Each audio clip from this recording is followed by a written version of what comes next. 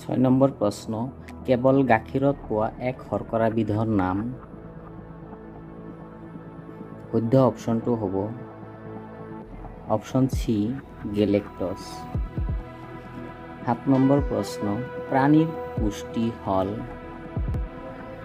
শুদ্ধ অপশ্যনটো হ'ব অপশ্যন বি পৰপোষিত।